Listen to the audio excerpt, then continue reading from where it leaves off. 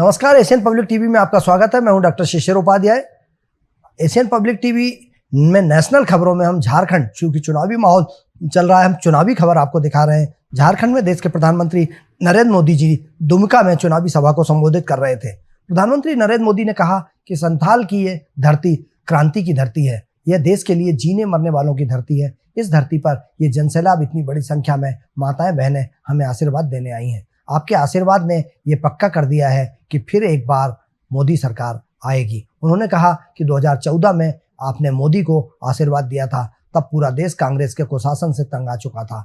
2014 में मोदी के आने के पहले रोज घोटाले होते थे। कांग्रेस गरीबों के नाम पर पैसा लूटने थे, 24/7 करने लगी रहती थी। मैंने आकर वो सब बंद कर दिया। जनता का पैसा आज जनता के हित में इस्तेमाल हो रहा है। हमने 4 करोड़ गरीबों को पक्का घर दिया है। हमने गरीब माताओं बहनों को गैस सिलेंडर दिया है। देश के हर गांव में बिजली पहुंचाई है। इसका सबसे ज्यादा लाभ हमारे गांव गरीब और दलित आदिवासी परिवारों को हुआ है, जिन्हें पहले भी सरकारों ने पूछा तक नहीं था। मोदी ने उन्हें पूजा है। हमने उनका जीवन बदला है, उनकी परेशानी दूर की है। जो काम 10 साल में हुआ, अब अगले 5 साल उसे और आगे बढ़ाना है। अगले 5 साल में 3 करोड़ माताओं बहनों को लखपति दीदी बनाने का संकल्प है। 4 जून के बाद नई सरकार बनेगी। सरकार बनने के बाद मैं 3 करोड़ और मकान बनाऊंगा, पक्के घर गरीबों के लिए बनाऊंगा।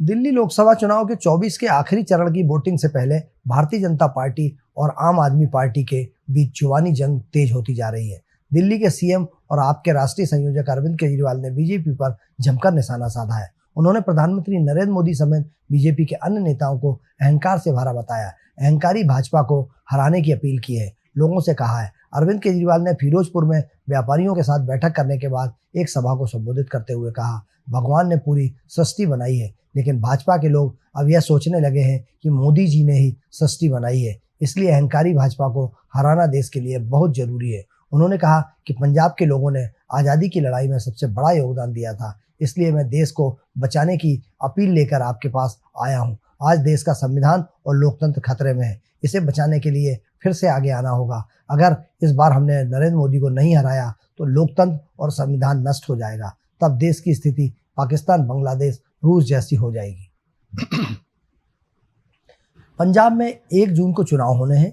इसी के मद्देनजर मुख्यमंत्री भगवंत मान चुनाव प्रचार के लिए अबोहर पहुंचे। यहाँ लोगों को संबोधित करते हुए उन्होंने कहा कि अबोहर की जनता के ने प्यार के मामले में कोई कमी नहीं छोड़ी है और आप लोग सहयोग देने में हमेशा आगे रहे, इसलिए मैं आपको बहुत बहुत धन्यवाद देता हूँ। उन्होंने कहा कि अगर संसद में 13 हाथ होंगे तो पंजाब का पैसा रोकने की हिम्मत किसी में नहीं होगी। उन्होंने सुखबीर बादल पर निशाना साधते हुए कहा कि जब सुखबीर बादल सांसद थे तो उन्होंने कभी कुछ नहीं बोला। मुख्यमंत्री ने कहा कि राज्यसभा में पहले से ही 7 लोग हैं और जब 13 लोगों की भी संसद में पहुंचेंगे तो कुल संख्या 20 हो जाएगी और फिर देखिए पंजाब कैसे आगे बढ़ता है। किसी गरीब का चूल्हा नहीं बुझने दूंगा। इस क्षेत्र में फूड प्रोसेसिंग से लेकर आने हैं। उन्होंने कहा कि हमने मिड डे मील में केले की जगह किन्नू देना शुरू कर दिया है। इसके अलावा किन्नू नहीं, केला हम केरल से आयात करते थे, जबकि किन्नू हमारे पास उगाया जाता है। जब जिस फल का मौसम आएगा तो वही फल अपने बच्चों को देंगे। मुख्यमंत्री मान ने मोदी सरकार पर हमला बोलते हुए कहा, प्रधानमंत्री मोदी और गृह मंत्री पंजाब के लोगों को धमकी देकर चले गए कि 4 जून को भगवंत मान की सरकार तोड़ देंगे।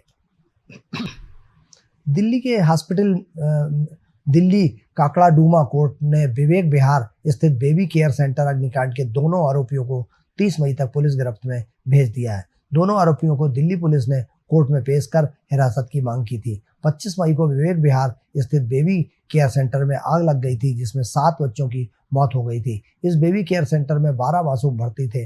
दिल्ली पुलिस ने मुताबिक इस अस्पताल के पास केवल 5 बेड की अनुमति थी, लेकिन यह अस्पताल 12 बेड का चलाया जा रहा था। जांच के दौरान अस्पताल परिसर में आग बुझाने वाला एक भी सिलेंडर नहीं था। अस्पताल में आपातकालीन स्थिति में इमरजेंसी एग्जिट गेट भी नहीं बनाया गया था। साथ ही अस्पताल का लाइसेंस भी समाप्त हो गया था। इस घटना के बाद दिल्ली पुलिस ने अस्पताल के मालिक डॉक्टर नवीन खींची और डॉक्टर आकाश को गिरफ्तार कर लिया है। दिल्ली पुलिस ने नवीन खींची के खिलाफ भारतीय दंड संहिता धारा 336 और 304A के तहत FIR दर्ज किया है। डॉक्टर आकाश के पास BAMS की डिग्री है। अस्पताल को चलाने के लिए विशेषज्ञ डॉक्टर की ज़रूरत होती है, लेकिन इसके बावजूद अस्पताल के मालिक डॉक्टर नवीन कीची के आयुर्वेदिक डॉक्टर आकाश को रख लिया था। बिहार राष्ट्रीय जनता दल सुप्रीमो लालू प्रसाद यादव पाटलिपुत्र लोकसभा पर जनसंपर्क करने के लिए निकले। यहाँ से उन्होंने बेटी मीसा भारती बीजेपी प्रत्याशी कृष्णपाल यादव के खिलाफ चुनाव लड़ रही हैं। उन्होंने बातचीत में बताया कि लोकसभा चुनाव 2024 को लेकर बड़ा दावा किया। लालू यादव ने कहा, नरेंद्र मोदी बोल रहे हैं कि हम अवतार के हैं, रिजल्ट के बाद उनको पता चल जाएगा। मोदी आ गए, हम तो बिहार की 40 सीटें जीतेंगे। इस बार नरेंद्र मोदी की विदाई तय है। 4 जून को हमारी सरकार बनेगी। इंडिया गठबंधन के पक्ष में पूरा लहर है। सारण गोलीकांड पर राष्ट्रीय जनता दल की उम्मीदवार और लालू प्रसाद यादव की बेटी रोहाणी आचार्य ने कहा कि अभी तक भाजपा के सभी गुंडे फरार हैं। मेरे खिलाफ केस करो, जो करना है वो करो। मिजोरम पूर्वी राज्य मिजोरम में लैंडस्लाइड हो गया है। आइजोल शहर में भारी बारिश के कारण पत्थर की खदान धंस गई है, जिसमें कम से कम काम कर रहे कई मजदूर दब गए हैं। 10 मजदूरों की मौत हो गई है। कई मजदूर मलबे के नीचे दबे हैं। बचाव अभियान जारी है। 2 मजदूरों को रेस्क्यू कर लिया गया है। पुलिस के मुताबिक इलाके में सुबह से भारी बारिश हो रही थी, इसके चलते खदान धंस गई। हादसा शहर के दक्षिणी हिस्से में स्थित मेलथम और हिमेन के बीच वाले इलाके में खुदी खदान में हुआ है। खदान धंसते ही मजदूरों में भगदड़ मच गई, लेकिन सभी बाहर नहीं निकल पाए। हादसे की जानकारी पुलिस और प्रशासन को दी गई। जानकारी मिलते ही NDRF और प्रशासन की बचाव टीमें मौके पर पहुंची। लोगों को कंट्रोल करने के लिए पुलिस बल भी मौके पर तैनात है, क्योंकि लोगों में आक्रोश है। वे अपने परिजनों को निकालने की गुहार लगा रहे हैं। इस बारिश के कारण रेस्क्यू ऑपरेशन में बाधा आ रही है। हुनथर में नेशनल हाईवे 6 पर भूस्खलन के चलते आइजोल देश के बाकी हिस्सों से कट गया है। बारिश के कारण प्रदेश के कई स्कूल भी बंद कर दिए गए हैं।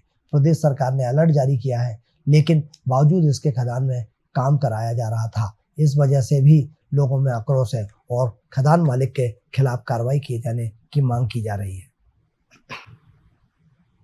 पुणे पोर्ट्स एक्सीडेंट केस में लगातार नए खुलासे हो रहे हैं। पुलिस कमिश्नर अमितेश कुमार ने बताया कि नाबालिग आरोपी के पिता ने नाबालिग की शराब पीने की बात छिपाने के लिए ब्लड सैंपल बदलवाया था। इसके लिए पिता विशाल अग्रवाल ने पुणे के सरकारी अस्पताल के डॉक्टरों को 3 लाख रुपए दिए थे। उसमें 2 डॉक्टरों तक ये रकम पहुंचाई। पिता ने अस्पताल के फॉरेंसिक डिपार्टमेंट के हेड डॉक्टर अजय तावरे से इसके लिए फ़ोन पर बात की। डॉक्टर तावरे के कहने पर ही डॉक्टर श्रीहरि हेलनोर ने नाबालिग का ओरिजिनल ब्लड सैंपल डस्टबिन में फेंका और किसी अन्य शख्स के ब्लड सैंपल से रिपोर्ट बनाई, जिसमें नाबालिग के नशे में होने की बात छिपाई जा सके।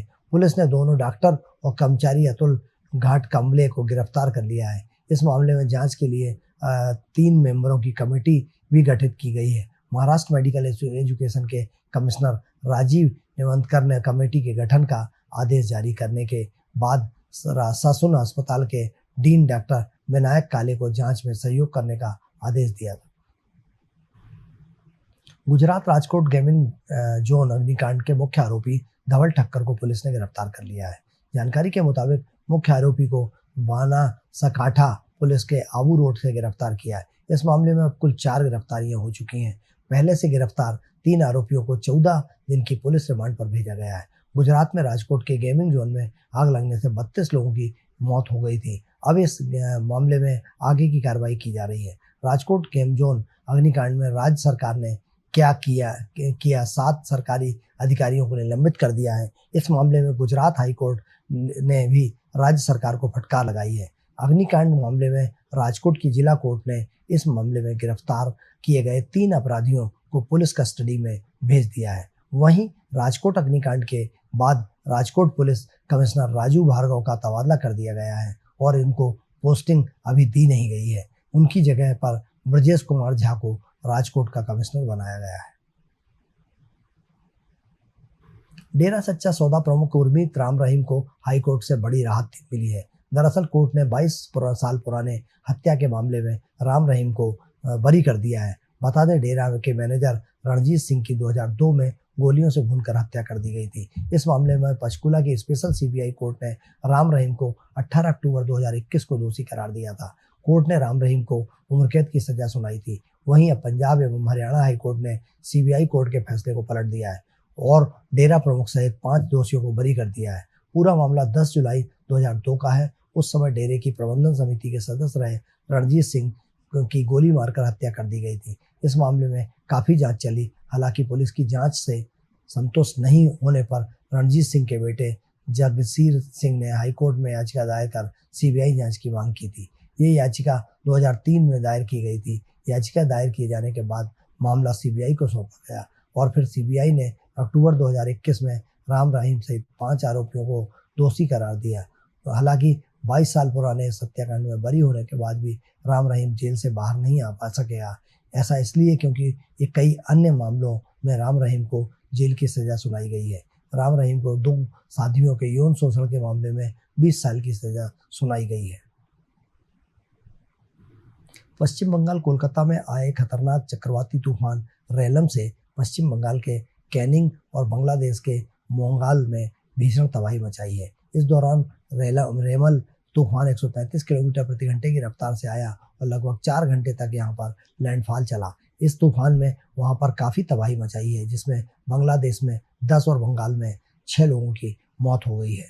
तूफान के चलते मौत होने के बाद की जानकारी के मुताबिक ये रेमल तूफान ने बहुत तबाही मचाई है। इस दौरान लगभग 146 मिलीमीटर की बारिश दर्ज की गई। इसके साथ ही तमलुक के 70 मिलीमीटर बारिश, हल्दिया में 110 मिलीमीटर और निमित में 70 मिलीमीटर बारिश हुई है। इससे पश्चिम बंगाल के तटीय इलाकों में स्थित लगभग 29,000 घरों को नुकसान पहुंचा है। साथ ही 15 लाख लोग अपना गुजारा बिना बिजली के कर रहे हैं। तूफान के दौरान चलने वाली तेज हवाओं की वजह से 17,000 इलेक्ट्रिक पोल और 2,140 पेड़ गिर गए हैं। एक और कोलकाता सहित काकद्वीप, हुगली और हावड़ा, दीघा उत्तर और दक्षिण 24 परगना में, जयनगर और पूर्वी मोदिनीपुर में 60 किलोमीटर प्रति घंटे की रफ्तार से तेज हवाएं चलने के साथ भारी बारिश हुई है। ऐसे में इस चक्रवात के वजह से उत्तर और दक्षिण इलाकों में 24 परगना में लगभग 48 पोलिंग सेंटर इस दौरान क्षतिग्रस्त हो गए हैं। तूफान रेमल बंगाल के लैंडफॉल के बाद अब बंगाल की खाड़ी के ऊपर दिख रहा है और बढ़ रहा है, जिसके चलते आगामी 2 दिन तक नॉर्थ ईस्ट और असम सहित कई राज्यों के मौसमों में हाई अलर्ट जारी किया गया है। एशियन पब्लिक टीवी पर नेशनल खबरों में फिलहाल इतना ही। आप बने रहिए एशियन पब्लिक टीवी पर। मुझे दीजिए इजाज़त। नमस्कार।